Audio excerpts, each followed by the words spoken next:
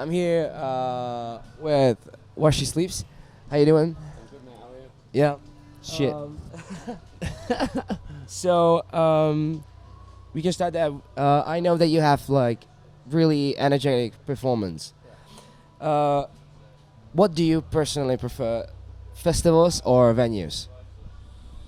I mean, they both bring different energy. Yeah. I think that sometimes when you're playing a huge outside stage, it doesn't really hold that energy in, but the vibe's still good. You know what I mean? But it's hard to pick. They're just totally different. I don't think I have a preference. Yeah. I think they both bring something different. Like I say, inside venues kind of hold that energy a bit more. You can really feel that. But yeah, I couldn't get rid of one or the other. You're quite a jumper. You like to jump. Man. Aren't you afraid of any injuries that can like postpone your upcoming shows, or you just like fuck it and go? I mean, we all get old, you know. So that's the thing. But you know, I've always been a very active person. Yeah. You know, like always into sort of sports and skateboarding and shit like that. So for me, I kind of feel like I'm not a pro skateboarder, I'm a singer. So if I could choose another job that I'd love to do, it'd probably be a pro skateboarder, but I'm not that good. So I'll jump around on stage and get my fix from that. Are you this energetic even in your like day-to-day life, or No. it's just the music that makes you go Yeah. like fucking nuts? In day-to-day life, I'm lazy as shit. Yeah. I'm a stoner. Watching Netflix and just like No, chilling. I mean like I'm still on, like try and keep on top of a bit of fitness, you know, like. Yeah. But like it's really strange, like playing loads of shows over the years, and then going into COVID for the lockdown, it really taught me that I need to be active to have a clear mind and feel better. So I started like running and doing a bit more fitness over the lockdown, and then since that eased off, I now know that that's something that I have to do to keep myself in a cool headspace and to feel good. So I've continued that, and that made me realize that the live show really helps me if we're on tour playing a lot, because I get to expel any negative energy, keeps me a bit fitter and makes me feel good. So yeah, it's just but aside from that, I'm quite lazy. So Who's not? Like, yeah, exactly. we're not gonna lie. Exactly. So yeah, when the music's there and the fans are there and the energy's in the room, it's like something I can't really help. I have to do it. Yeah.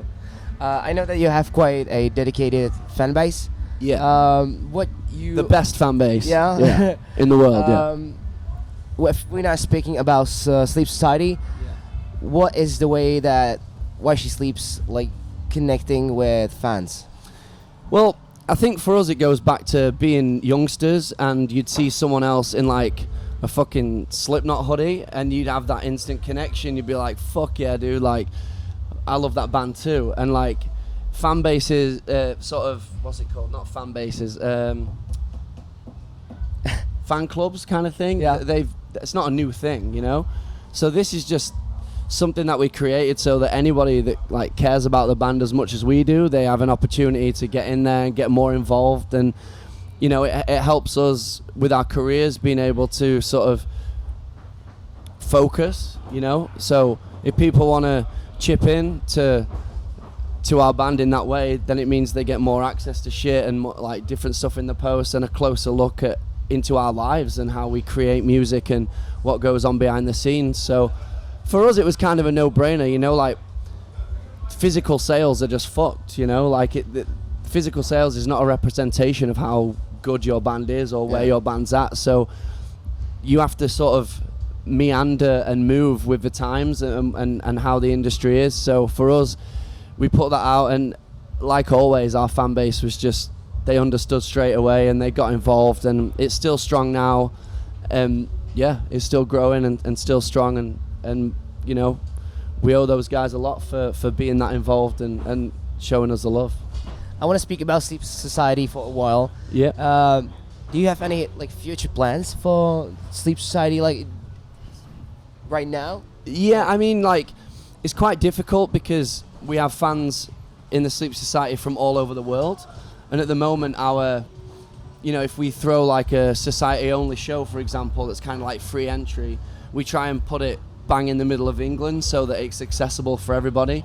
That gets a bit more difficult with a touring schedule and being out on the road. So in the future, we're hoping to just, on a tour, schedule those in so we can hit certain spots where we know that there are Sleep Society members and try and make more effort to pinpoint those things. But, you know, I mean, it's a couple of years old now, but that's still relatively early for something that you're trying to build and create and manage and learn from. So, yeah, like, the plan is to just keep it going, but target more areas and try and be in people's faces a bit more. Oh, sounds great. Sounds great.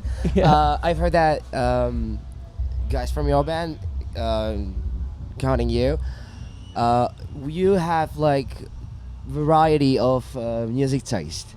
Yeah. Are you doing like some kind of listening parties, or you just like keeping it for yourself? Oh, you mean with new music? I mean, at all. Like with your music, what do you like? What other guys like? I think like when we first got together, like in 2008 or whatever it was, we like came together through the sort of mutual love for like true metalcore. Yeah. You know, like bands like Unearth and Darkest Hour, Kill Switch, As I Lay Dying, and you know, hundreds of other bands. But since then, we've matured and grown, and we kind of don't all like the same shit now. We all like lots of different shit. So I think that's just what each member brings to the party, if you like, when we're writing. So it can be quite difficult to like compromise and work out, you know, what we want to do. But I think that it keeps us kind of different to other bands and a bit fresher and you know. No, it's great. Like you can, I think everybody does his part in creating the music, and that is the variety of I'm kind of like members. I'm kind of like the heavy advocate. Like I'm always like, just fucking put some more heavy shit in, man. Like, but what is the most recent thing that you really liked? Fuck knows. You what, like heavy stuff that I've heard that I thought was good? Oh, I'm gonna see what's on my top songs. There's no heavy songs on my top songs at the moment. So can you show us some like your what songs? I'm listening to? So I've got one of my favorite records ever is If These Trees Could Talk.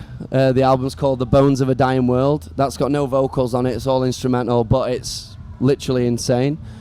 I recently started working with the first band that I've ever personally worked with. They're a UK band called Mouth Culture. You should definitely go check them out. It's a bit more like on the pop rock side of things, but imagine sort of Incubus, but kind of like with a bit of a, I don't know, like a Yumi at 6 kind of vibe as well, and the Vines. They kind of mash a few genres up. But yeah, that's kind of all that's there at the moment. About mashing the genres, I feel that it's like trendy right now to mash genres. Many bands doing that. For sure. Do you think that in the future While She Sleeps could do that too, or? Yeah, I mean, over the last couple of records, we have been messing more with like vintage synth sounds and stuff, and I know that, you know, that over the last years as well, that's become more and more popular.